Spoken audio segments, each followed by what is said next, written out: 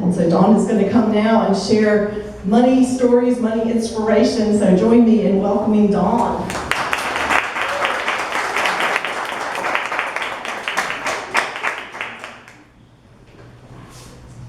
So not too many of you identified as having been to this event before, but so this is the third year. Did anyone come the first year? Nobody else? Well, damn it, I wrote a whole new thing. I could have just done that one again. Okay, well that one's actually not rated G, and I see that we have some underage folks in the room, so I will not talk about how I had to prostitute myself to bankers the first year. I was like, this is the color I'm going to tell you what I hope will be a little bit of inspiration for you. So that year that I talked about money stories and my money story, I was talking about how we as women go through a lot of hard times when it comes to people taking us seriously in business and in life and in money. And then last year I told a story about my early money days in my childhood. And so today I wanted to tell you little brief stories about my money story in my life, but really from the framework of you and whether you are a doer or a dreamer.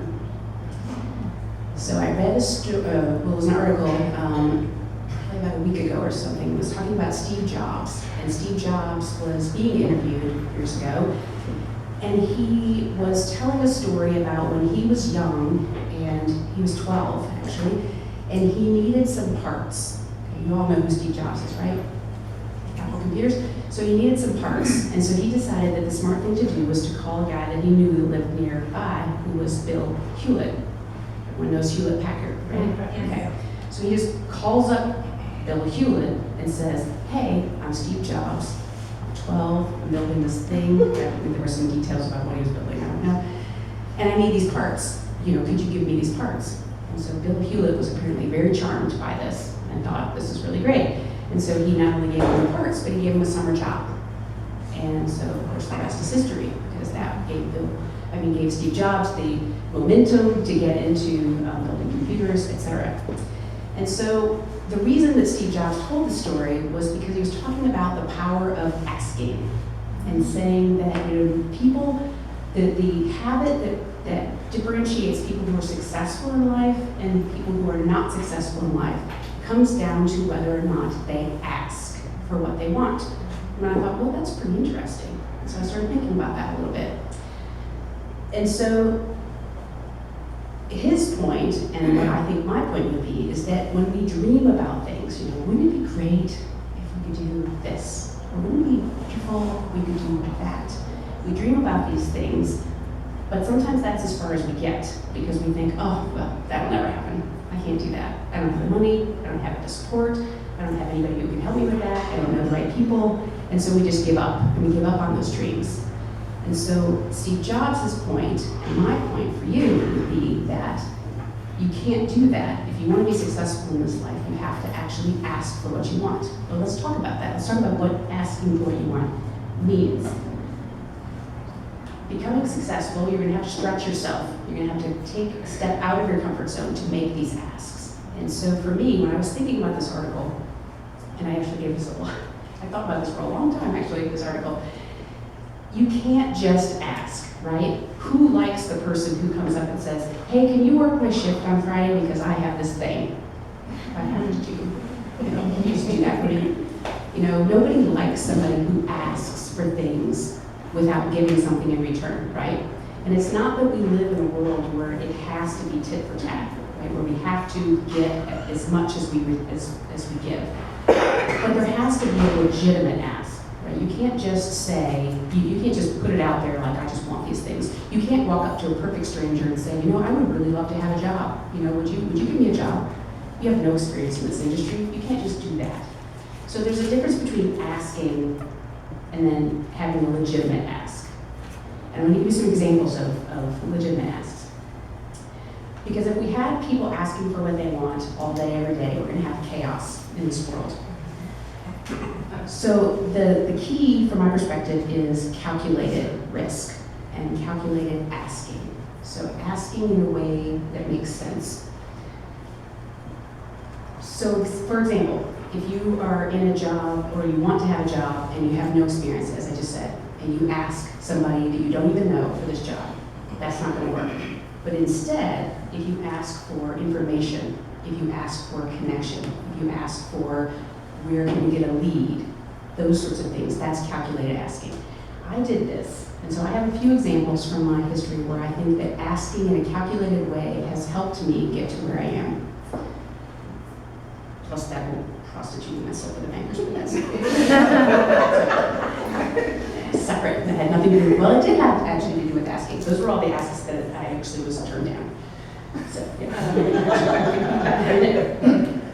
So, when I was in graduate school, getting a business degree, because I actually was a flutist, I was a music major, which of course has lots of job opportunities. And so that's actually what I wanted to do with my life, and that didn't work out. That's a whole other story.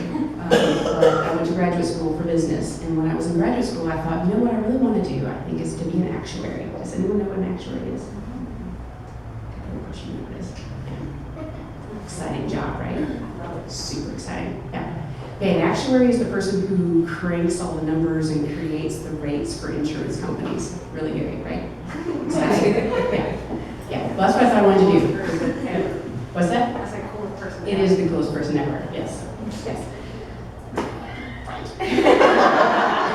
Well, I was always a math person, so I was always math-minded, so I thought that that's what I wanted to do. Because I thought, well, that would be a great job. And partly it was because my father was in the insurance industry for all the years I was growing up, and he said, you know what you'd be really good at? You'd be really good at being an actuary. I was like, well, what is an actuary? Well, here's what an actuary does. Okay, I can do that. So when I was in graduate school, I called an insurance company that was in Greenville, and I said, hey, I would really like to learn about being an actuary. Could I just come and be an intern for free for the summer? I didn't ask for a job. I just said, I want to just learn how to be an actuary and what it's like. And they were like, yeah, absolutely, come down. And they actually agreed to pay me, even though I didn't ask for that. So I decided that was fun. It was a great opportunity. I decided pretty quickly that that was not the job for me. Actuaries work in the basement. We're in the basement of the building. And we make all the numbers work. We work all the magic, and we hand it over to the upper management, and they do whatever upper management do with those things. So I decided that was not for me.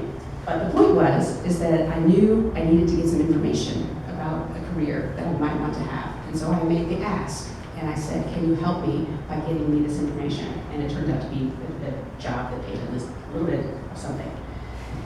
So then later, when I was finishing graduate school, I decided that, clearly I don't want to be an actuary. That's not for me. So what do I want to do? I really liked everything. I liked marketing. I liked accounting. I didn't really like accounting.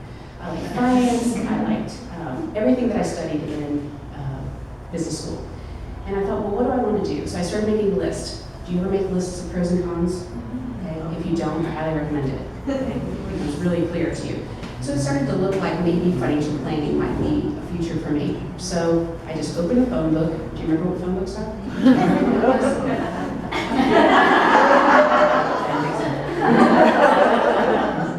The yellow pages of the phone book was a book where people's phone numbers were listed, actually.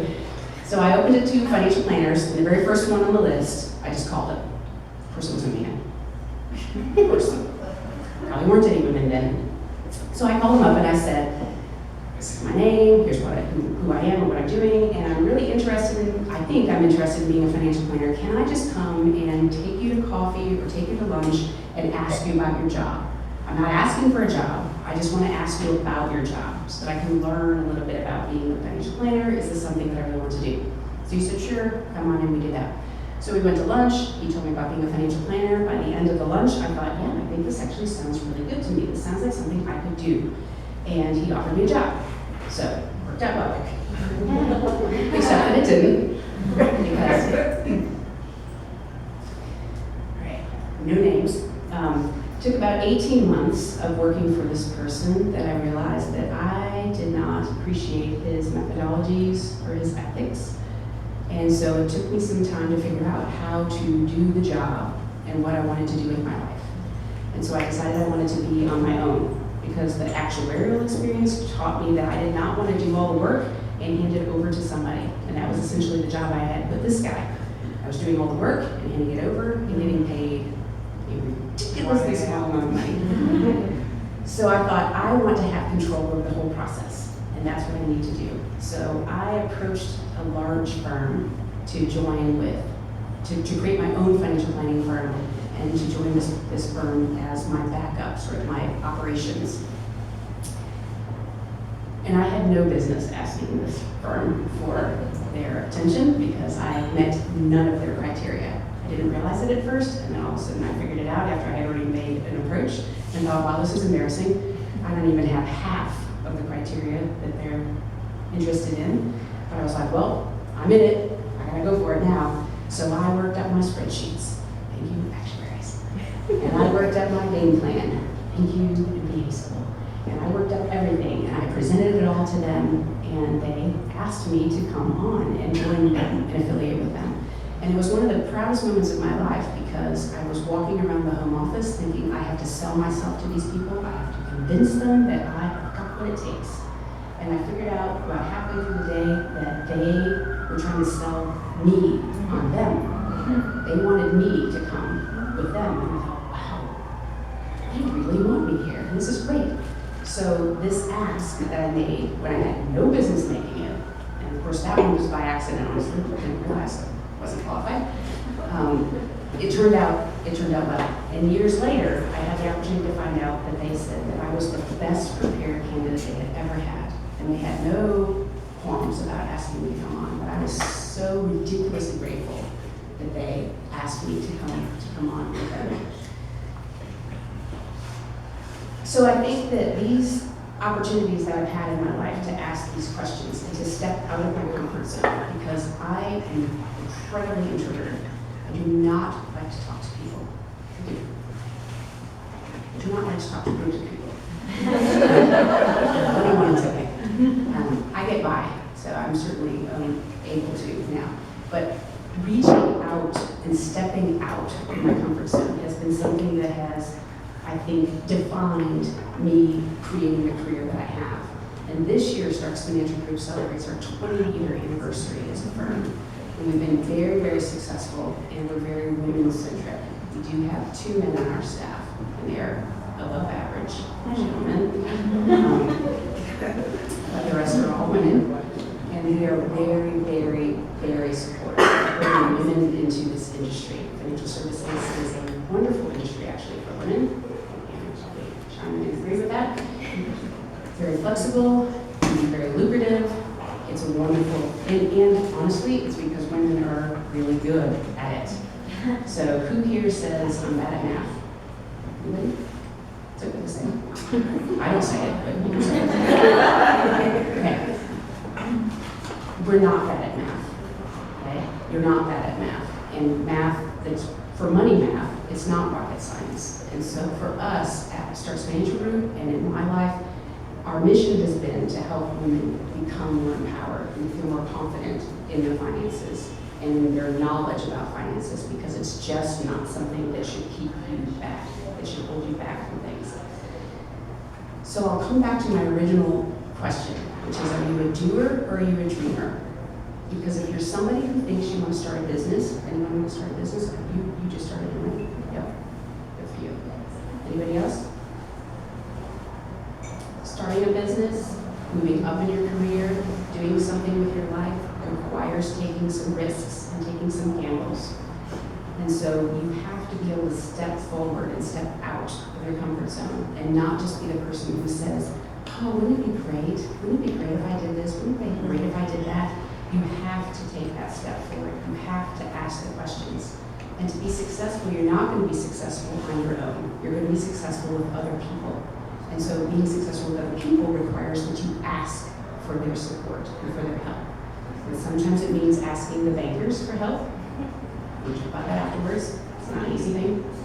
Sometimes it requires you just asking other people in your industry for help. So asking for what you need is what's going to help you be successful, and recognizing that you need the other people in your life. Nobody likes entitlement. So nobody, as a business owner now, I don't want somebody to come to me and say, oh, will you give me a job? No, I won't. But if you come to me and say, help me learn, I will absolutely help you how to learn. How to do money, how to do business, whatever it takes. Asking the right questions, not asking the entitled questions.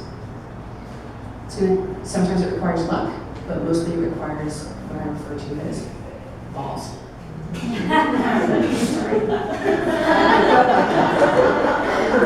I know that is courage. Yeah, PG-13 is fine. be grateful this is 2 years, not 2 years ago. Right. It's not PG-13. So yes, so luck can be a factor, but mostly it requires courage. Courage to take that step outside your comfort zone and to ask for help. And as women, I think it's incumbent upon us to support each other and to give and to, what's the word? You want to go to businesses that are run by women. You want to support businesses and other women who are in business. You want to help women, and we all need to help lift each other up in not only just financial services, but also in any business field. So helping women, helping each other, taking a step out of our comfort zone, and asking for the help that we need. So, thank you.